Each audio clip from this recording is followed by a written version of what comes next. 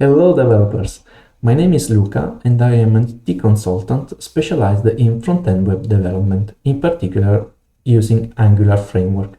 Recently I had to tackle a task for a client regarding translations, so I decided to make this tutorial in which we will learn together the basics about internationalization, localization and translations, and then we will use a repository that I coded for as a side project, and we will code along some part of the project in order to learn how to use Angular localized library.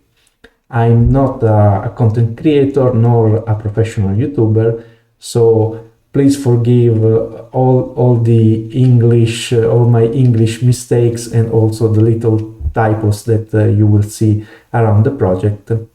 I hope that you will appreciate the content. I wish you happy coding and let's start with the presentation. So here we are. You can download this presentation using the link in the description. Now let's see the agenda. We will start with an introduction to internationalization. Then we will explore what are the possibilities for translating a website that uses the Angular framework. We will learn that there are two main approaches we can use. The first one is using the Angular localized library, and the second one is with the NGX translate library.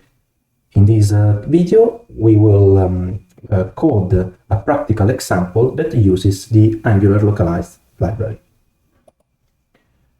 Let's start with a general definition of internationalization, but most importantly, why it is called also I18N.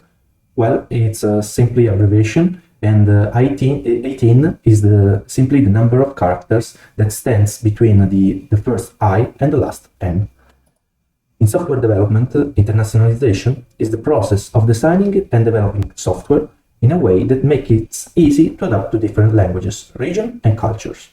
In this definition, I think the most important word is designing, because before even writing the code, you need to think about how your UI will be affected when changing your locale, for example.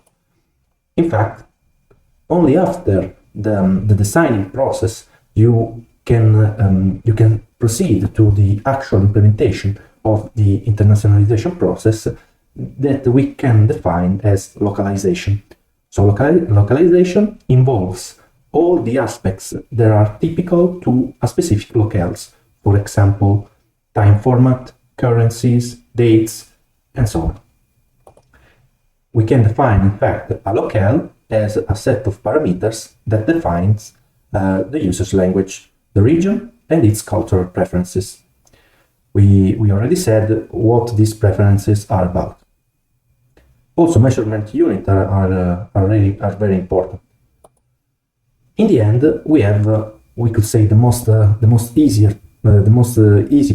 process, that is the translation, that consists only in changing the words from one language to another without losing meaning.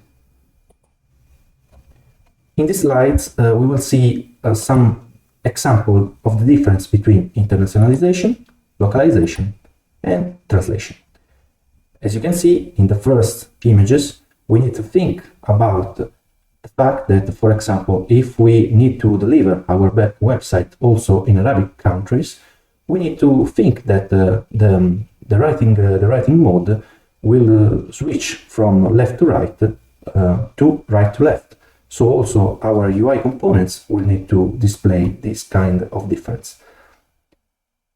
As for localization instead, here you can observe, for example, a difference in formatting dates between US and Italy, in which in Italy, for example, we put the day of the month first, then the month, and at the end the year, while in US the month comes first. You need to really you really need to take into consideration this kind of customization, because, for example, imagine you have a website for booking flights, you are formatting the data in only one format. Probably your US, one of the categories of your user will get really confused. In the end, we have the translation that is simply the substitution of the words. Now, getting back to our goal for this tutorial, how do we ensure the localization and the translation process of an Angular web app? Well, the first thing we need to consider is if there is also the need to retrieve dynamic data from the backend. In this case, the best approach is to make the backend team work to implement the response based on the language selected. From our point of view, though, we will still need to communicate in some way what is the preferred language for the request. And this problem can be solved by putting the information inside the headers of our request. We will use for this problem HTTP interceptor provided within the Angular framework. The main reason why I say this is because if you have multiple applications that consume the same APIs, for example, you have a web app but also a mobile app, if you don't delegate this task to the backend, you will end up by doing the same work twice, and of course it is more error prone, more time consuming and resource consuming.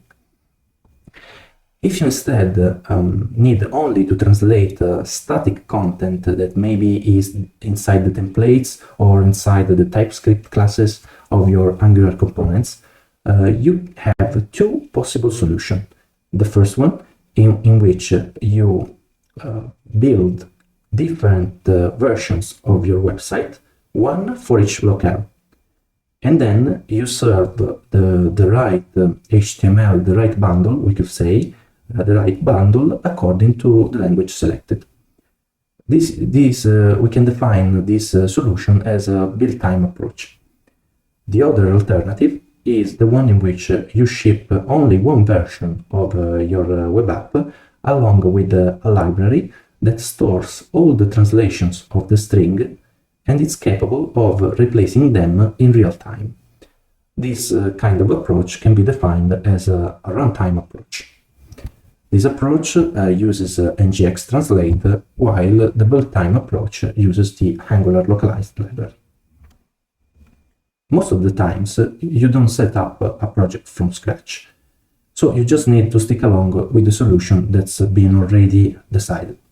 But in the case you are starting from zero and you are discussing with your colleagues what is the best solution to implement, I will suggest you to looking at the following factors. The first is the project size. The bigger the size of your project, the harder it is to set up a clear structure for the runtime approach. Because inside the runtime approach, you will need to identify all the strings that need to be translated and dynamically converted with a function that is called the marker. And the bigger your project becomes, the more difficult it is to order in a hierarchical way or all the marked string. And in most of the cases, you will end up with a classic spaghetti code JSON file in which probably you define the same translation with different IDs in different parts of your application. For example, if you have a save button in different pages, it happens that with the marking function, it will produce two strings to translate basically for the same content. Another important aspect to consider is performances. If you need to enhance performances as much as you can, you will probably prefer the build time approach because it doesn't need to store in memory all the translation for the strings, all the strings for the translations. The downside, though, is that when you switch the language, with the build time approach, the browser will need to refresh because you will load another index.html file. But since this operation doesn't occur so oftenly, it is a reasonable compromise. as suggested also by the Angular team. Another factor is deployment strategies. When using the build time approach, you need to be able to ship different versions of your web app. I'm not a DevOps expert, but for example, when I tried to deploy my website using the build time approach, I found it more difficult in comparison to the classical runtime approach. Human resources. If you have a professional translation team, with the build time approach, we will see in this video that you can create a source file for the translation that is capable also of storing metadata that could help your translation team to better identify the context. So if you have a professional translation team, using the build time approach can be more effective. In the end, the latest factor to consider is the Angular version, because only the version of Angular higher than 9 can work with the Angular localize. For Nginx Translate, instead, there is a better compatibility. Sorry. Okay, we can finally start writing some code and learn how to translate an Angular project with Angular localized. Here we can see the final version of the website. We have a bakery that sells its Italian cakes. We can add the cakes to the cart, go to the cart, to the order page, here some data,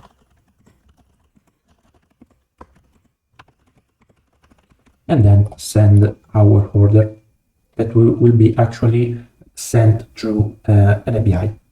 Okay, we can see here that we have two languages, so Italian and English, and if we switch to the English language, not only the static part of the website will be translated, but also the dynamic data that we retrieve from the API, changing also the currency. We can start by downloading the localized initial package. You can go to my repository and search for the proper tag. Before start coding, you need to configure the sheetdb service. I use sheetdb for retrieving and sending data.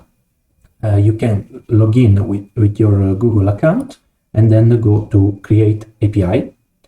You can create a new spreadsheet that we will call cakes. And then we will now import the file that I will provide you in the description. So just open the spreadsheet, go to import file, and you can upload the cakes file that you will find in the description. And once you import the data, it will take a while to okay, we can open our file, and now you will see you have 3 sheets. The first one for Italian data, the second for English data, and the third one for our post request. In order to be able to run the project, you first need to create your personal sheet API, copy the URL, and then go to the root project and perform some basic operation. First one is to create an environmental variable that you will call ng path API URL. You will paste the link, and also you have to do the same with the environments variable. So paste the link inside environments.ts, and you have also to copy and paste, and this will be environment.development.ts. Okay, we should be good to go. Now you can start the project. I am supposing you already have some basic experience with Angular and Node.js. you will go to localhost 42,000 and you will see we have the basic project in the Italian language. We don't have the translation. The first step we need to do for starting translating our project is of course adding the Angular localize library. This can be done by simply executing the command ng-add Angular localize.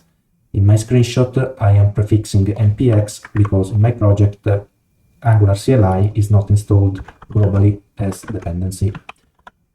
So here, in the initial version of the project, Angular localized is already installed, but if you execute this command in another project that hasn't the library already installed, it will only ask you the confirmation to add the library. So nothing special here. Then we will start to edit our angular.json file. The first thing is that we have to define inside our project property, inside the i18n property, what is the source locale, so the base language used for our project, and then also all the other locales that we want to provide for our web app. The locales property is an object that accepts the name of the locale, so in this case English, and the translation property that contains simply the path to the translation file, so the file containing all the translation string. So let's do it now. Open the file angular.json.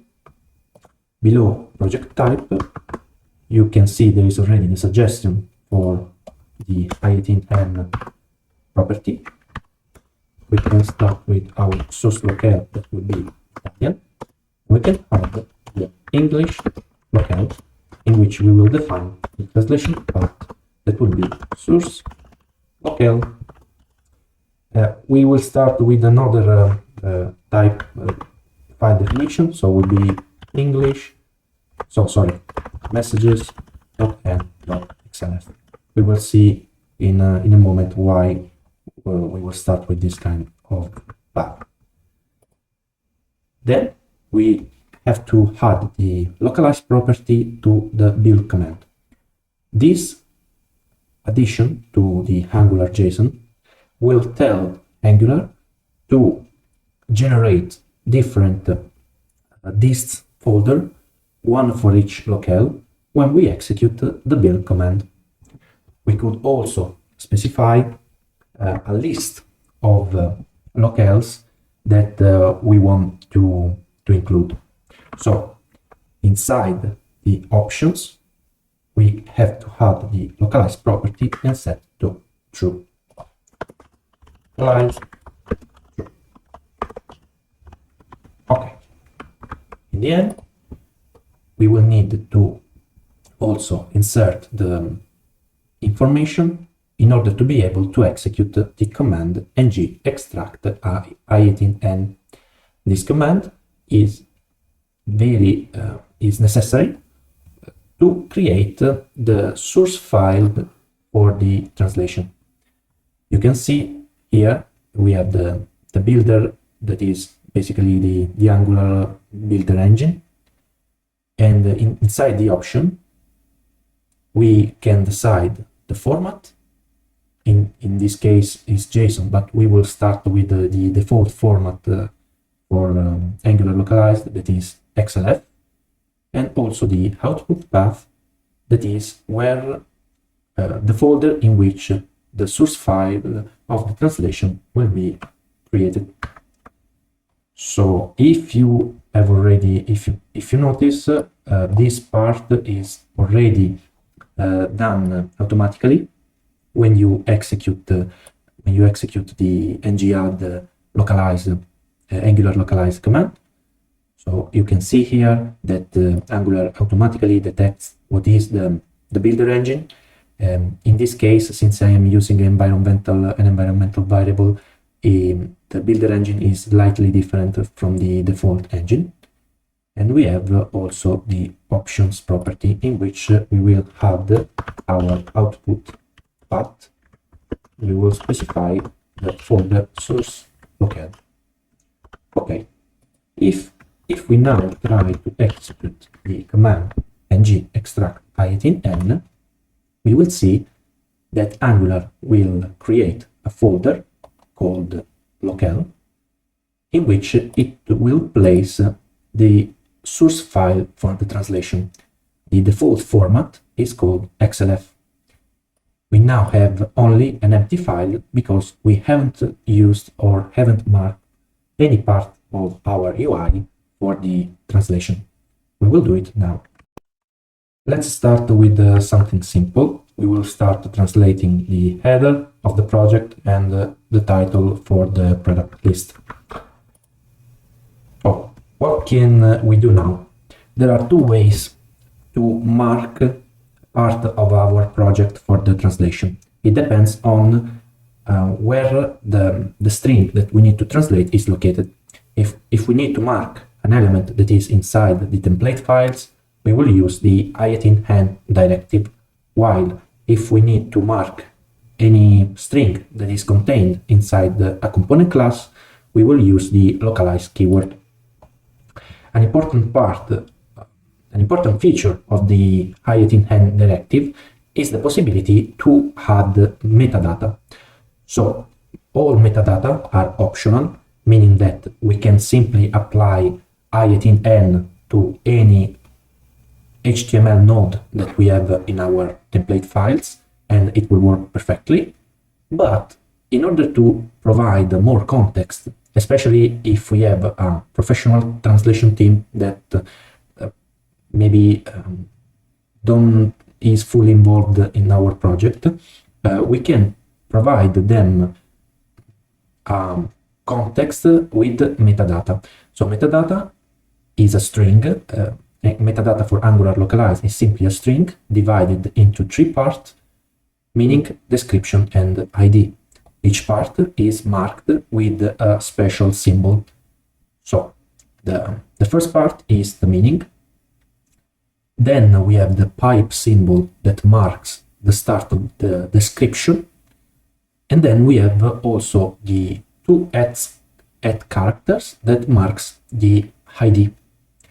We could also skip some part in the metadata. For example, we could simply define i18n and then put only the ID. It will work perfectly.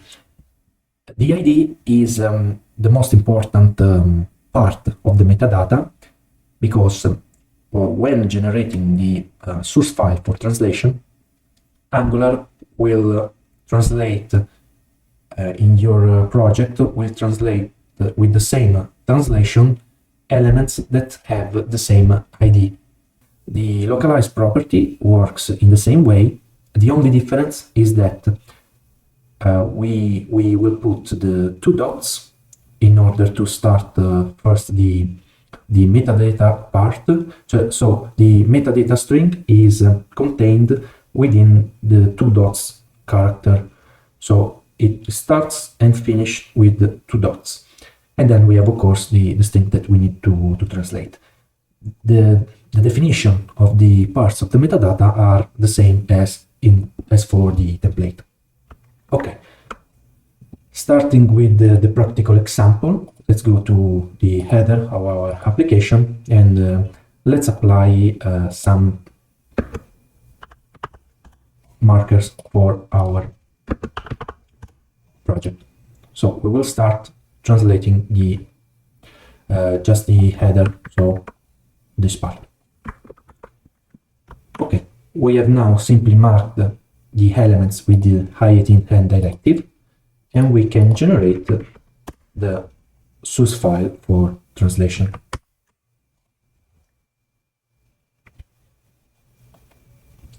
Okay. We can now see, if we go to messages.xlf, that we now have these transunit tags in which we have the marked part of our UI. In this case, we have Angular i18n tutorial and Pasticceria da Peppino.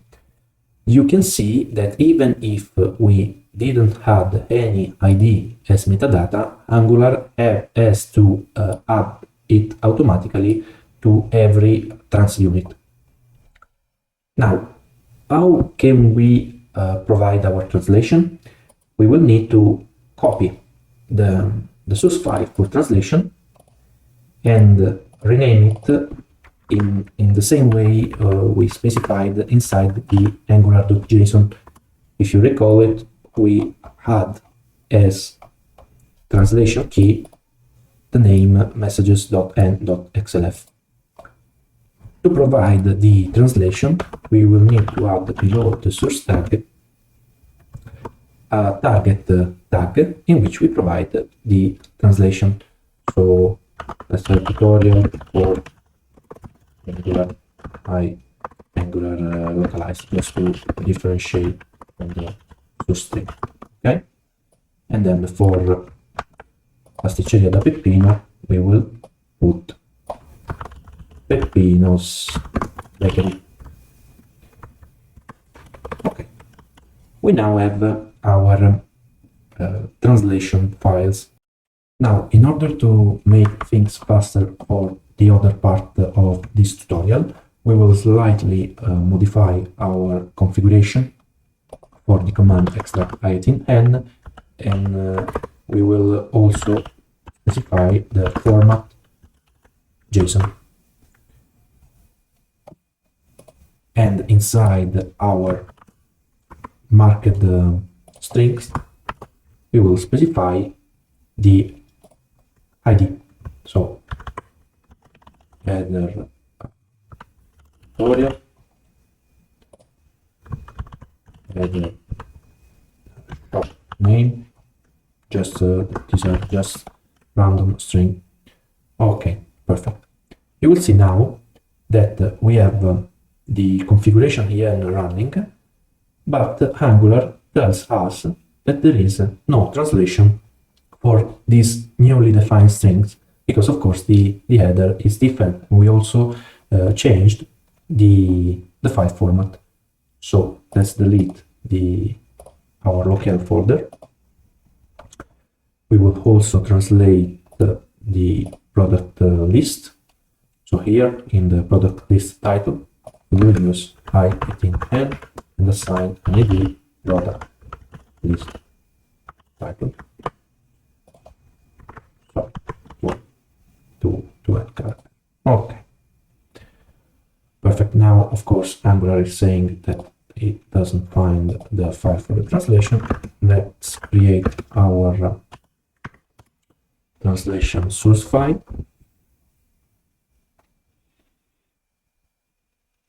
Okay. We have now our messages.json. This is our base translation, so we can also rename it directly n.json. Specify here the local n. So we will basically don't modify the Angular 18n tutorial string. Here we will just write again Peppino's bakery, and here order your favorite Italian cakes. Perfect. We have the translation. Now our command should work. Oh, sorry. We need also to change the name of the file here. So now it will be n.json. Okay. Okay. Let's use another part. So we are starting again our project with English configuration with a new format. Okay, you will see that everything works the same. Now, without bothering you for translating the entire project, I want to show some other very important functionalities that are, for example, the translation of HTML attributes. For example, in the header, we see that we have the link for the shopping cart page that will be displayed once we add a product to the cart.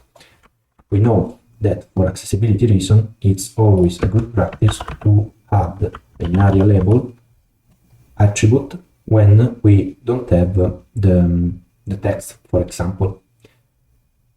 So we will add the Italian string that is by Carrello, that means go to short.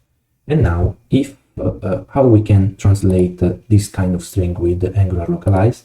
Well, for every kind of attribute that we want to translate, we have simply to prefix the name of the attribute with -n directive. So it would be -n area label,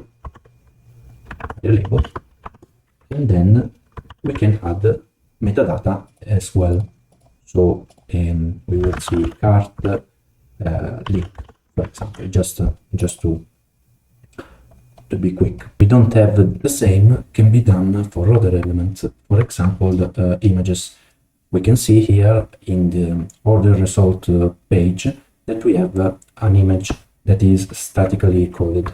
So if we go to order dialog, we have now these two images, so the one for successful order and the one for error, that have the alt attribute. We could also add the -n directive with the alt attribute. We will specify success image, success order image, and here we will specify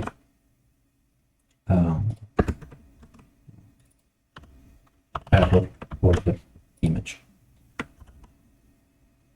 We have still the warning for the missing translations. So let's try to extract our source file. Okay, we will still have our messages.end.json. I have already translated the new strings, and now if we execute again the ngserve command, we will see that even our attributes are correctly translated. So if we inspect the cart icon, you will see here in the link that we have we have the label translated correctly. The last thing I want to show you, it's a very important one, and is about plurals. Okay, so the effect that we wanna obtain is to display these strings, so this product, according to how many products there are inside the cart.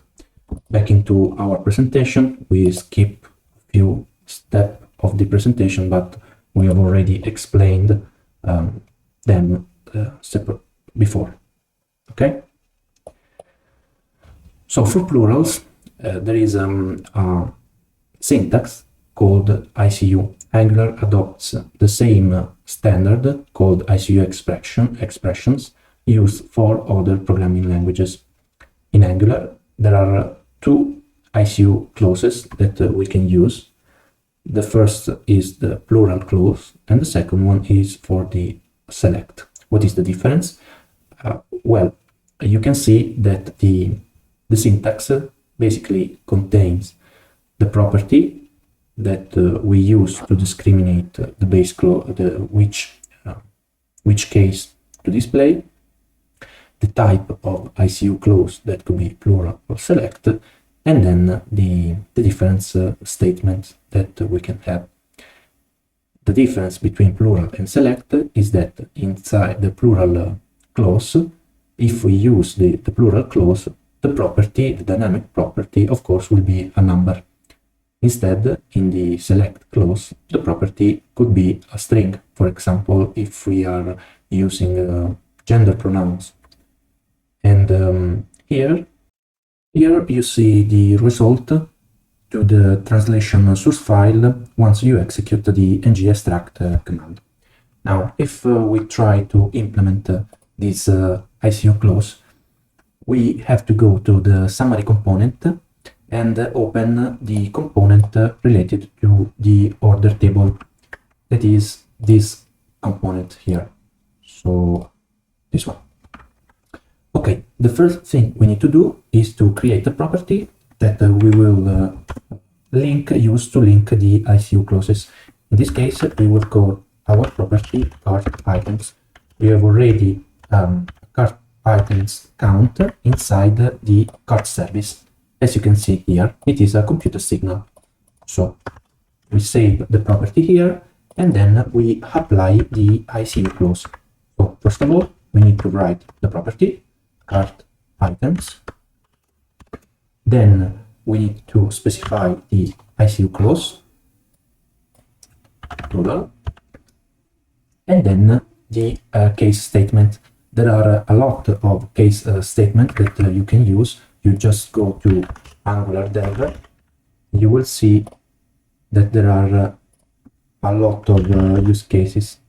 I think, and okay, if we go to this page, this is about metadata, localize, ICU expression. Here in angular.dev guide I18 and prepare, you will find a guide about all the possible cases that you can put in your statement. As you can see here, you can write the number by directly the number, or also the word for the number. We will use this kind of approach, so we will put 1 for single product, that in Italian is prodotto, and other for all the other cases that will be prodotti. Now, if we navigate to our website, if we put only one cake in the cart, we will see that we display the table header for the single case, while if we increment the cake number, we will correctly see the translation, the plural string prodotti. In order to be able to translate also this kind of clause into other languages, we need, of course, to add the I18 end property and assign it an ID. So we will use product count. Okay.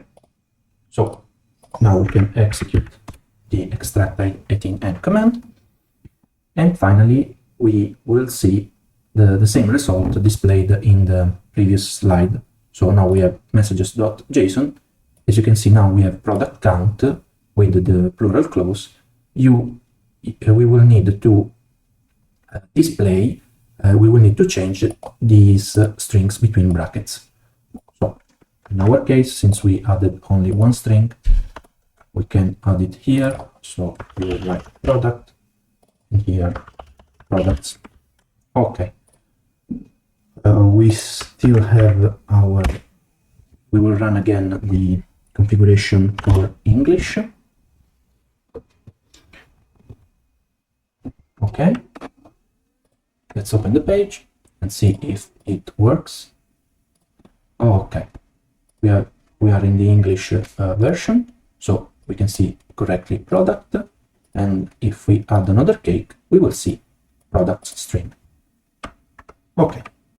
Before concluding our tutorial with the creation of HTTP interceptor, let's see another feature of the Angular localize property, that is the localize keyword for translating string inside the component classes. We will now try to convert the currency displayed for the locale using localize property coupled with the currency pipe. Okay. We now see, if you go to the product card template file, that for the price, we are simply putting the currency pipe and the euro symbol. We will reach the same goal putting the euro string. Okay, so if we go here and refresh the page, we will see that the currency pipe displays the related currency. Now, what we need to do is to create a property inside our product card component. We will call it currency type or type string, and we will initialize it to euro. Okay. Now we can add the localize property, and by the way, the localize, one thing I forgot to mention is that the localize property needs template string after that. So we start specifying the metadata block with the two dots. We will write the ID currency, and we will end the metadata block again with the two dots, and then specify the string of the property. So now in the template we can replace the string with our, oh sorry, there's a typo, currency type. Perfect. We see that everything works correctly. Now we will generate again our translation file, or we can simply go to our english.json and add it manually, but usually it is not the right approach to follow. But in this case we are simply coding a website for learning purposes. So we will write the currency, and our translation in the English locale will be, of course, USD.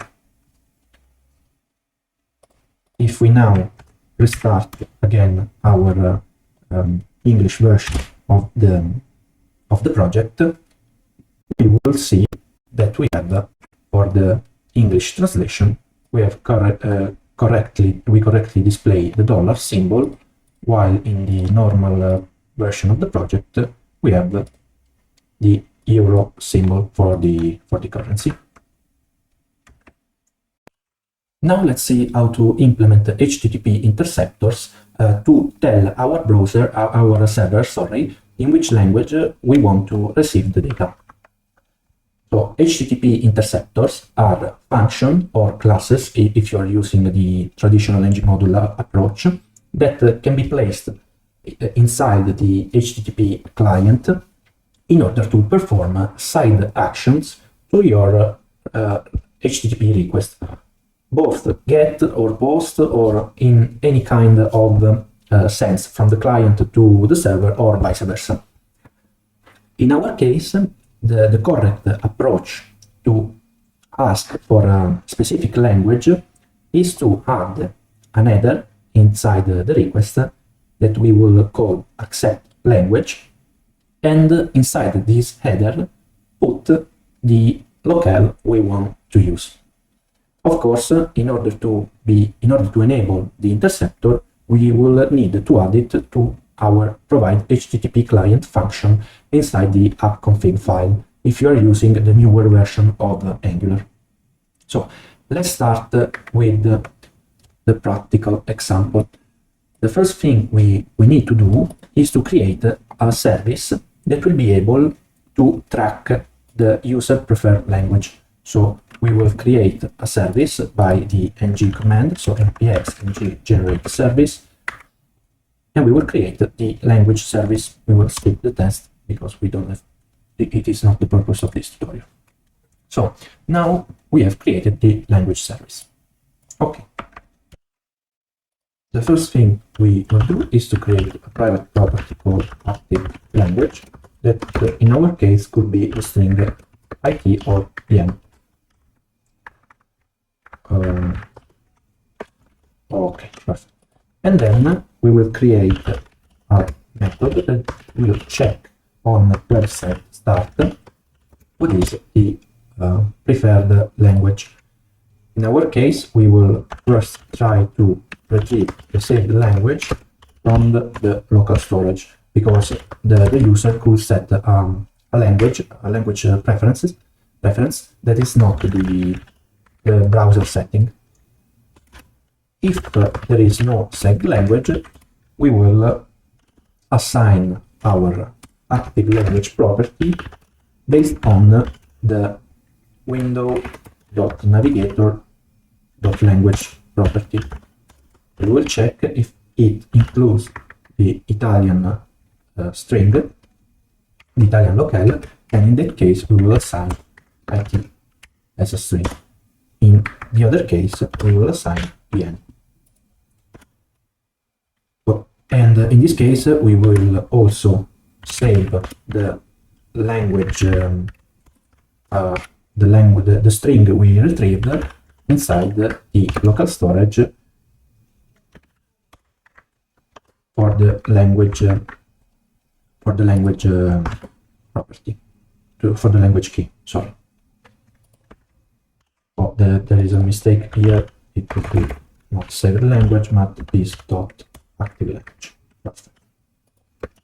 In all the other cases, so if there is already the saved language, we will simply set the active language property to save the language, and of course we will need to perform some typecasting, because TypeScript is not able to infer that the string retrieved from the local storage will be of the type requested. Now, inside the constructor, we will call this dot check active language, and in order to be able to retrieve our active language inside other component, we will create a getter function, so get active language, and we will return this. Now let's create our HTTP interceptor. So a GG interceptor, and let's specify the folder interceptor, language interceptor. So we will press enter. We will see that we now have, oh, I forgot to specify the skip test. Okay, we now have this language interceptor function. We will first add our interceptor inside the add config component. So inside the provide HTTP client, let's specify also with HTTP with interceptors function that accepts an array of interceptors. And then we will add our language interceptor. Okay, now we just need to implement our interceptor functionality. One thing I forgot to add here is to expose our API URL.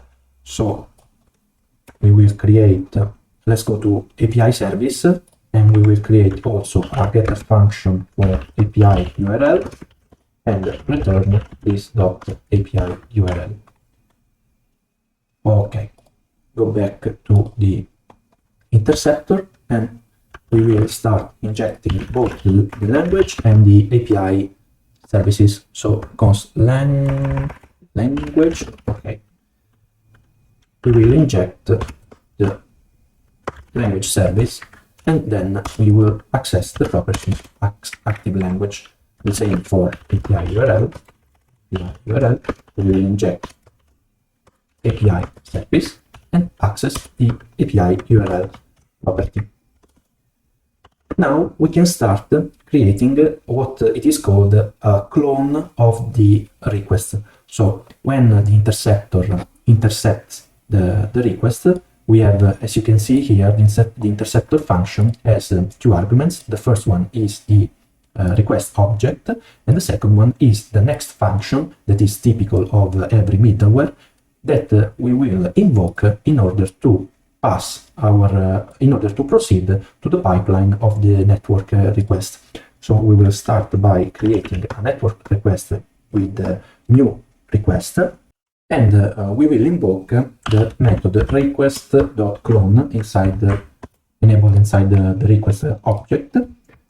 We will also code the set headers property in order to set our accept language header property and link to the language that we retrieved from the language service.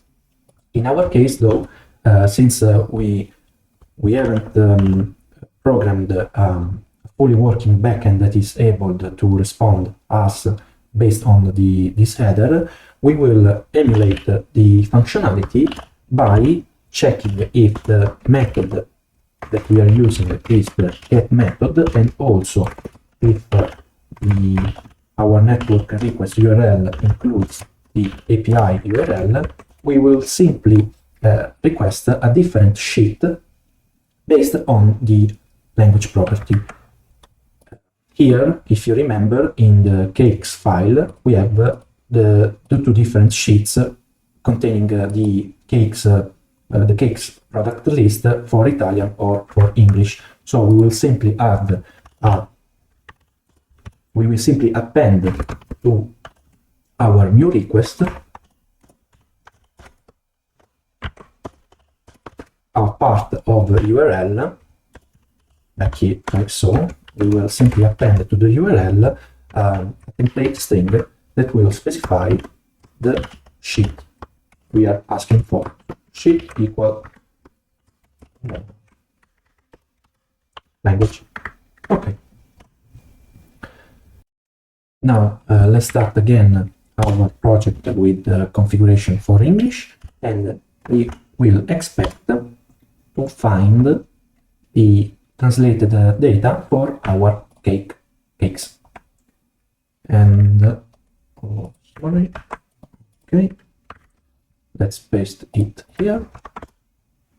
Okay, you can see now that we correctly display the English data retrieved from our API, while in the default version of the project we are asking for Italian version of the data.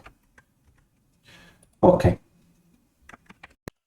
Now the last thing I want to show you before concluding this tutorial is building and deploying the final version of our project with locales. If you try this part of tutorial is recorded by using the final version of the project. We won't code this part along mainly for two reasons. The first is because it's quite long, and the second one because I used a workaround approach just to deploy my website on Netlify, and probably is not the most correct one. So we will start by first running the command npm run build that will invoke the ng build command, and you will see that inside the dist folder the Angular builder will create two versions of the same website, one with the Italian translation and the other one with the English translation. How can we create the language switcher?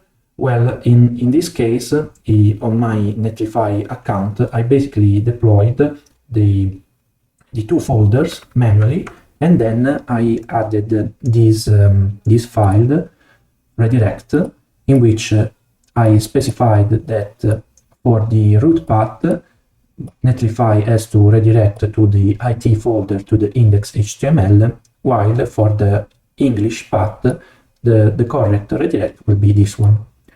The language switcher is implemented here in the header component, and you can see, you can see here that we have the mat menu component with the two options. There are Italian and English options, so this is this component here. And when we click on one of the two menu buttons, we are basically changing the href property of our document object, so it is an hard link coded. It is not a router handled. It is not handled by Angular router, and that's it. So in order, if you are coding a project just for your learning purposes, follow the following steps. So first, create the build of your project with ng build, ensuring that you have the localize property set to true. Then you will go to Netlify website and choose to deploy a website manually. Remember to add the redirect file to your project, and also in my package.json, I included a script that runs after the build command that will copy the redirect file inside the final folder, as you can see here. And then in your application, you will need to implement some logic that will create an href link, not a router link, to the correct locale of your project. Well, that's all for this tutorial. I hope you found it useful. And here I left some of the main resources I used to dive deep in this topic and to code this tutorial. Thank you for watching, and see you for the next part.